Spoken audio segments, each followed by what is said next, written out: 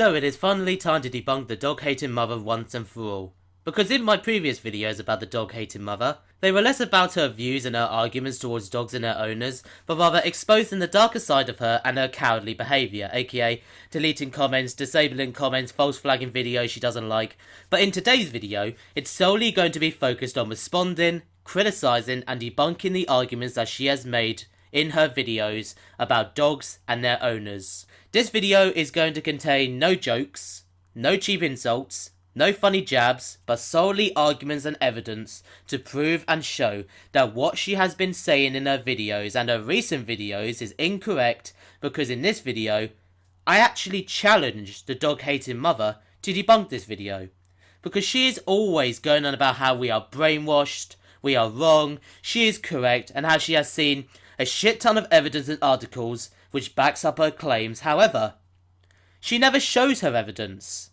She speaks about how she has read thousands of articles of family dogs attacking kids for no reason, yet she can't even show me one of those articles. Because the truth is, you have consumed yourself in cherry-picked, one-sided or false information, without opening your eyes and looking at the other half of the story, being the rest of the evidence which shows you that you are wrong and the full context of what you are claiming. So today, I'm going to be debunking the main arguments that you have towards dogs and their owners. Because I'm sorry, but screaming at people saying that I'm a cyberbully isn't going to change anything. Because in one of your latest videos, being Dog Lover Denial, you said in response to owners and dog attacks, where are you getting your information from? Now, the thing is, myself, I hate dogs, other dog haters, we're just not in denial. We're not blind. We actually read reports of dog maulings. We listen to the news. We're aware. We're informed. And we know for a fact that dogs are attacking people and our children, especially, more than any other animal on earth. And just in America, 4.7 million people per year are bitten by dogs, and those are only the reported dog bites. Now, I am really sick and tired of this myth that you all keep perpetuating, that there are no bad dogs, only bad owners, that any time a dog bites or mauls or kills a child or any human, that somehow the owner is to blame, that a well-raised, well-loved, well-trained dog would never do this. According to you, I'd like to know where you're getting your information from, because in all of the reports I've read, and I've read hundreds, if not thousands, it's always the same. These dogs are almost always family dogs that were well loved, that were trained, they were not abused.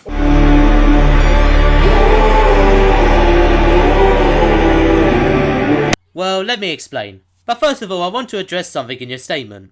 Because you have said that you have read thousands of articles of dog attacks which are not caused by anything to do with owners' lack of responsibility and care, and their failed responsibility to raise and train their dogs and understand the signs and body language. But yet, you can't show me at least one of these articles. And other people have criticised you for doing the same thing. The parasite argument you never showed any evidence for. These thousands of articles you have read, you haven't even shown me one of these articles, so how the fuck do you expect me to believe you? Because what she does when people call her out on this is that she tells you to do your own research. Go out there and read it for yourself. But I'm sorry, love, but if you are here to say that I am wrong and to prove to the internet that you are correct about dog ownership and dog lovers and so on, it's your job to show that you are correct, to show me that I am wrong, to prove that what you are saying about dogs and their owners is correct. That is your job. In my videos, I don't just rage and say do your own research. I show my research. I show you my evidence, which I'm going to be doing right now. According to the dog bite statistics, there are approximately 4.7 million dog bites that occur each year. Now, to dog haters, to them this is evidence that dog attacks are large in numbers. But the problem with these dog haters is that they look at this number and they automatically come to the conclusion that dogs are one of the most dangerous animals on this planet. But when you look deeper into the statistics, you find that this number is estimated to only make up 2% of the population, and that 81% of dog bites cause no injury at all, or only minor injuries that do not require medical attention. Not forgetting that, do you even know the full context of each dog attack? The statistics also say that you have a 1 in 112,000% chance of dying from a dog bite or strike. In fact, you are more likely to die from a space transport incident than a dog. With even more statistics and evidence saying that incidences of dog bite fatalities by any breed are very rare. And there are approximately 15 to 20 dog bite fatalities in the United States alone.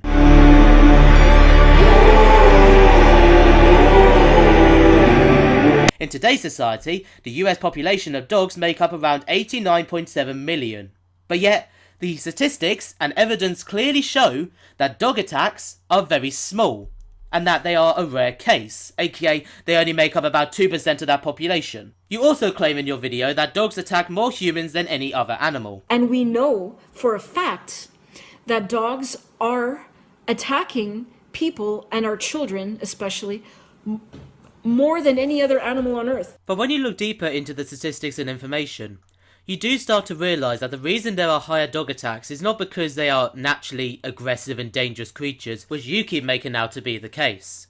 According to the statistics of the leading pets by household ownership, when it comes to households owning one certain pet, dogs were the most popular by 26%. Around about 60 million dogs are owned as pets. Not forgetting that dogs are around humans more than any other animal.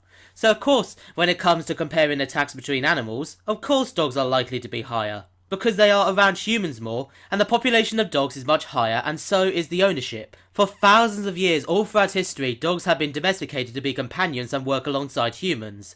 Theoretically, the number of dog attacks is higher due to the sheer amount of dogs living in family households and the amount of time they spend around humans. Yet let's keep this in mind as well, that experts have pointed out that family dogs are less likely to be involved in dog attacks. You see, I know you see me as a brainwashed mutt lover, but truth is, I know a lot more than you think, and it's clear that you have underestimated what I know, which is why I know you will run away and hide again and claim that I'm a cyberbully, because you know that your fanbase will eat it up like dirt. Because the truth is, snakes and mosquitoes actually cause more deaths and problems for humans than dogs. And this guy's comment from one of Mr. Studio's videos sums up what I'm trying to say perfectly.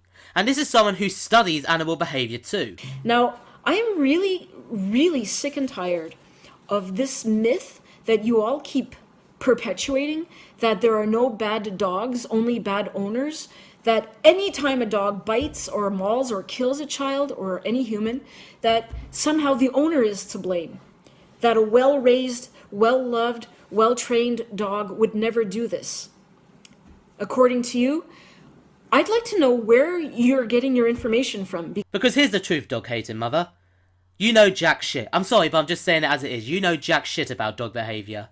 You read these stories and come to your own biased conclusions without doing your own research, and when the truth slaps you in the face, you don't want to listen to it, and you class the people who are telling you it as cyberbullies. But it's time for us to answer this argument, because the truth is dog attacks, unless the dog is ill, are always provoked by something. This has been said and proven by experts many times before. The aggression within these dogs are usually caused by frustration, stress, fear, possession, protection, and establishing dominance. You have to remember that the brains of humans and dogs are very different, and certain normal situations may be considered a threat to a scared or stressed out dog, which we may see as normal. If a young child is poking, pulling, treating the dog like a toy, then that is a risk if the dog is stressed out, scared, or unsure of the situation. But of course, a child can't understand what is going on, which is why it's the owner's responsibility to make sure that that risk isn't there. When you are told as parents, don't let your kids drink bleach, it will kill them. Do we ban bleach and carry out imaginary crusades to ban bleach and kill bleach? We carry out certain prevention methods like moving it to higher places and keeping it out of reach and locked up away from children. A dog is only a threat when the owner's responsibility makes it and allows it to be. From doggysafe.com, a website based around safety around dogs and dog attack prevention and education. Dogs have certain signs and body language which tells us that they are stressed out or upset. The owner needs to make sure that they understand a dog's body language when there is a risk. And it's because of these preventions and methods that dog owners take to make sure that their dog is safe and make sure that their dog is calm and relaxed that makes these attacks so rare. But of course, the number is still there because some dog owners don't care. They don't take responsibility or just believe that their dog is the safest dog in the world without knowing anything about the risks and the signs. And that is something that we do need to draw light to. But you see, the problem with you is that when someone tells you that it is the owner's responsibility, which it is, because a dog can't understand what it's doing, so it is the owner's responsibility to make sure that if there is a risk that they know what to do in that situation.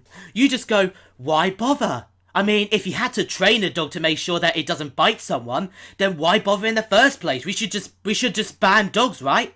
But yeah, by your own logic, we should be banning a load of other things like knives, forks, toasters, fridges, TVs, cars, lorries, other animals, diseases, bacteria, even humans themselves, because all these things pose a threat to a young child. My point is that because of your lack of research, you don't seem to realise that because dogs don't fully understand what is going on, it's up to the owner to make sure that their dogs are safe and not scared or stressed out, which is a big contributor to increasing the risk of a possible attack. We can get rid of dogs as a precaution, just the same way we can get rid of faulty car seats or any other thing that's harming our children by the millions every year.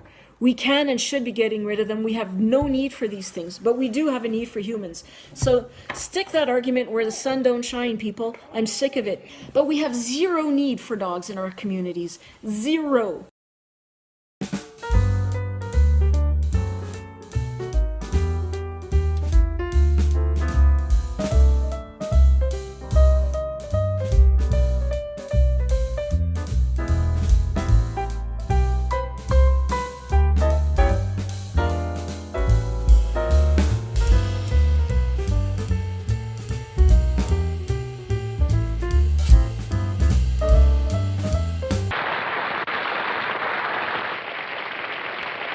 And it's this side of her which shows me just how ignorant she really is, because this is the same dog-hating mother who believes that people who have support dogs, aka blind people, deaf people, disabled kids and so on, everybody who has a support dog, she pretty much believes that these people are using their support dogs as an excuse. A crutch really, for them to avoid getting real help. And I'm sorry, but that is pretty disgusting, love. But the truth is, she is wrong big time about how there is no need for dogs in our society. I'm not saying that she hasn't read up on dog attacks. I'm sure she has seen a few articles about dogs attacking people, but the truth is, she is pretty much your typical dog hater. She only wants to focus on the negatives without even looking at the full context of it and the deeper statistics and information about what she is looking up. So again, I challenge you to respond and debunk this video using the evidence and reports that you seem to have found, because you can't seem to present them within your videos or description of your videos, and you keep going on about how we are uninformed, we are the ones that are brainwashed, but yet, at least we can show evidence, at least we can explain why our arguments are correct and why we believe that your arguments are stupid. You have constantly, before we came along, you constantly lived in this fantasy bubble, powered by I Hate Dogs and his brainwashed followers. They have let you believe that everything that comes out of your mouth is the truth. But now that more people are calling you out and that more people are starting to disagree with you and share their disagreements on your videos, you're trying to run away from it. You know nothing about dog attacks. You know nothing about dog behaviour. You know nothing about owner's responsibility. You know nothing about what you're talking about, really. I'm sorry, but that's just how I see it. Thank you very much for watching this video. If you have your own opinions, leave them down in the comments below. Thank you for watching. I'm now offline.